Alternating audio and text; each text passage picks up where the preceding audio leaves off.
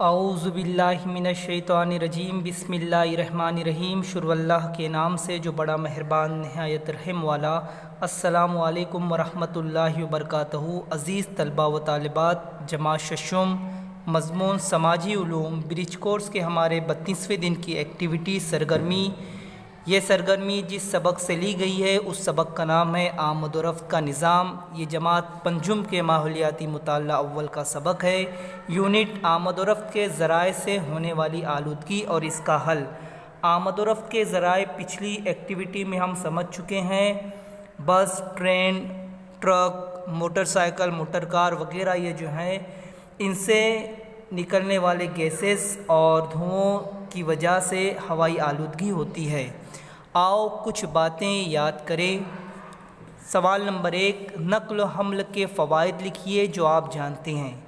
جواب: نقل و حمل کے ذریعے اشیاء کی فراہمی ہوتی ہے، تجارت کو فروغ حاصل ہوتا ہے، معلومات کا لین دین ہوتا ہے اور معلومات میں اضافہ ہوتا ہے، تہذیبیں دوسرے علاقوں تک پہنچتی ہے، سیاحت، تعلیم اور صحت سے متعلق سہولتیں آسانی سے حاصل ہو جاتی ہیں۔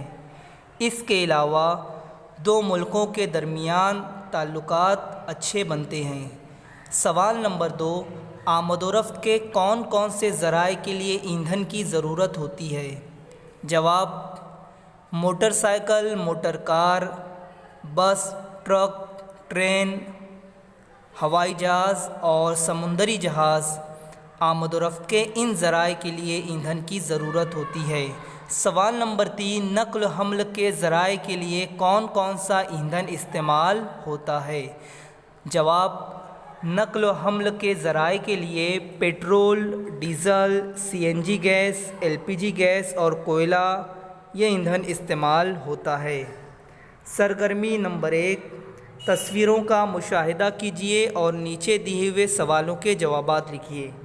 یہاں پر یہ جو تصویر دی گئی ہے، یہ بچے جو یہاں پہ کھڑے ہوئے ہیں روڈ پر، تو یہ اس کا آپ کو غور سے مشاہدہ کرنا ہے اور نیچے جو سوالات دیے گئے ہیں ان سوالوں کے آپ کو جوابات دینے ہیں۔ پہلا سوال، تصویر میں بچے کہاں رکے ہوئے ہیں؟ جواب: تصویر میں بچے ڈیوائیڈر پر رکے ہوئے ہیں۔ دوسرا سوال، وہ بچے وہاں کیوں رکے ہوں گے؟ جواب: گاڑیوں کی مسلسل آمد و رفت کی وجہ سے بچوں کو راستہ پار کرنے کا موقع نہیں مل رہا ہوگا، اس لیے وہ بچے وہاں رکے ہوں گے۔ سوال نمبر 3، تصویر میں بچے کیا کر رہے ہیں؟ جواب: تصویر میں لڑکا دھول مٹی چلی جانے کی وجہ سے اپنی آنکھیں مسل رہا ہے اور لڑکی تیز آواز سے بچنے کے لیے اپنے کان بند کر رہی ہے۔ سوال نمبر 4، انہیں تکلیف کیوں ہو رہی ہوگی؟ جواب: گاڑیوں کے تیز ہارن کی آواز اور گاڑیوں سے نکلنے والے دھوئیں اور اڑنے والی دھول مٹی کی وجہ سے انہیں تکلیف ہو رہی ہوگی۔ سرگرمی نمبر 2، تصویر کا مشاہدہ کر کے ذیل کے نکات کے جوابات لکھیے۔ درج ذیل نکات کی بنیاد پر سڑک کے کنارے اور سڑک سے دور نباتات میں فرق کا اندراج کیجیے۔ آپ کو اس تصویر میں سڑک سے قریب جو نباتات اگی ہوئی ہیں اور سڑک سے دور جو نباتات ہیں ان دونوں کے درمیان فرق سمجھنا ہے، اور یہ جو کالم یہاں پہ دیے گئے ہیں 3 کالمز، یہ آپ کو ان نباتات کو تصویر میں دیکھتے ہوئے کالم بھرنے ہیں۔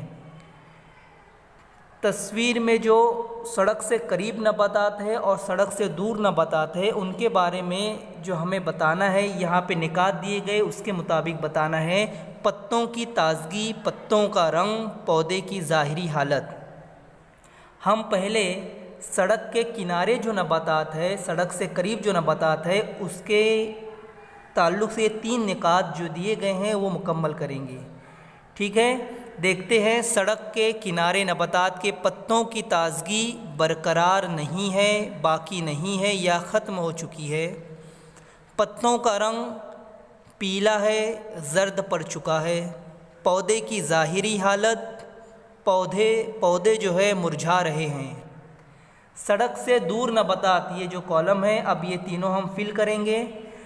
سڑک سے دور نباتات پتوں کی تازگی باقی ہے، برقرار ہے، پتوں کا رنگ ہرا ہے، ہرا بھرا ہے، پودے کی ظاہری حالت، پودے کھلے ہوئے ہیں، تازہ دم ہے۔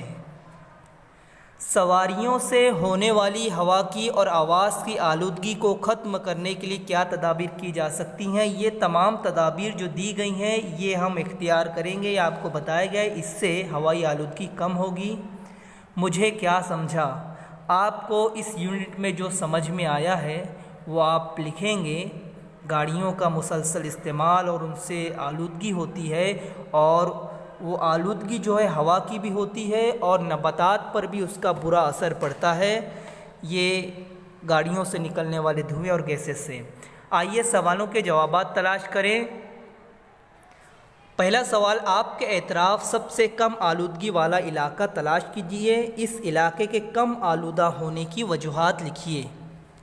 جواب، ہمارے اطراف میں ملت نگر سب سے کم آلودگی والا علاقہ ہے، کیونکہ اس علاقے کے افراد اس علاقے کے افراد گاڑیوں کا استعمال کم کرتے ہیں اور اس علاقے سے گاڑیوں کی آمد و رفت بھی کم ہوتی ہے۔ سوال نمبر 2، سائیکل کے استعمال کے فائدے لکھیے۔ جواب، سائیکل کے ذریعے وقت کی بچت ہوتی ہے، روپے پیسوں کی بچت ہوتی ہے، ایندھن کی بچت ہوتی ہے، ہوائی آلودگی نہیں ہوتی یا ہوا آلودہ نہیں ہوتی۔ اس کے علاوہ جسمانی ورزش ہوتی ہے، جسمانی اعضاء کے درمیان ربط قائم ہوتا ہے اور جسمانی توازن قائم رکھنے میں مدد ملتی ہے۔ سوال نمبر 3، الف پیدل جانا، ب سائیکل پر جانا، ج ذاتی سواری پر جانا، د عوامی سواری پر جانا۔ درج ذیل مواقع پر اوپر دیے ہوئے متبادلوں میں سے کون سے متبادل کا انتخاب کرو گے؟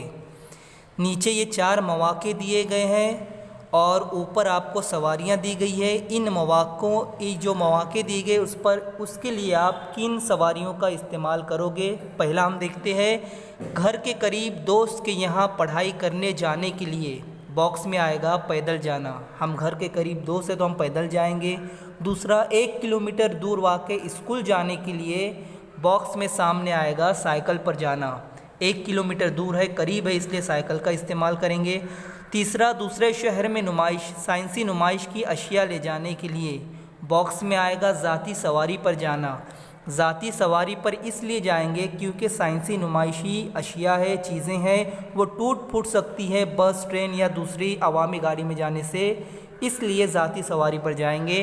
چوتھا، پڑوس کے گاؤں میں شادی میں شرکت کے لیے باکس میں آئے گا عوامی سواری پر جانا۔ اس طرح سے ہماری یہ ایکٹیویٹی جو ہے یہاں پر مکمل ہوتی ہے۔ آپ چاہتے ہیں کہ ہمارے ویڈیوز آپ تک پہنچتے رہے تو ہمارے اس چینل کو سبسکرائب ضرور کریں۔ اللہ حافظ۔